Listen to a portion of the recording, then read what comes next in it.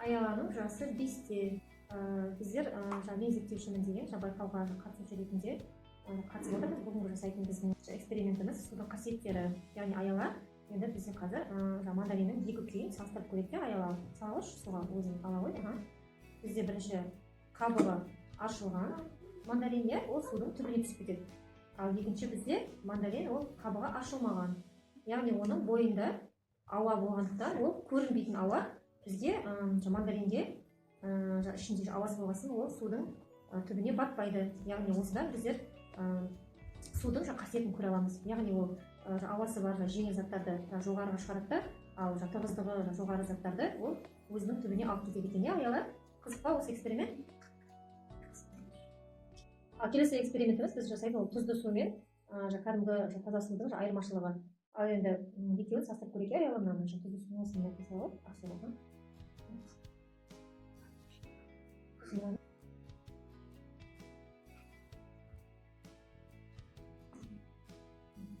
салып, бізде екеуі де бірдей ашылған мандарин, екеуінің де бірдей қасиеті бірдей, бірақ таза судың ішінде аяла көрдің ғой, бізде ол судың түбіне түсіп кетеді, ал тұзды суда ол бізде жоғары көтеріледі. Яғни бізде тұзды су тығыздығы жоғары болса да заттарды жоғары көтереді екен. Бізде мысалы тұзды суға түсіп жатады адамдар, сондықтан олар мысалы батпайды деп айтып отыр. Сондықтан ол тұзды судың қасиеті осындай екен. Экспериментіміз бізде су мен сұйық майды қосу арқылы екеуінің тығыздығын салыстыру.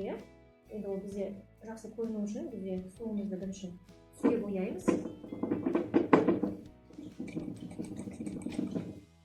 Түске бояймыз, содан кейін сұйық майды үстіне құямыз. Аяла күш.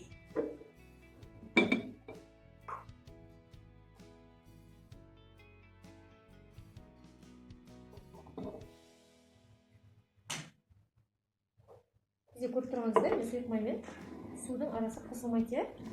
Көрдің ғой, аяла қарап, екеуі қосылмайды, сұйық май бетіне көтеріліп кетті. Ол себеп тығыздығы судан төмен. Енді біздер қазір арқылы су арқылы мынаны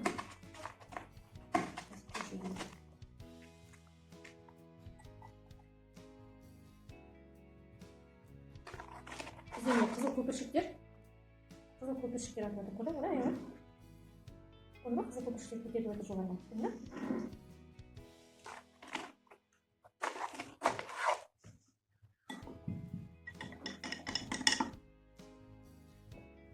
Қанша араластырса да май мен су екеуі араласпайды екен. Осымен біздің зерттеуіміз бітті.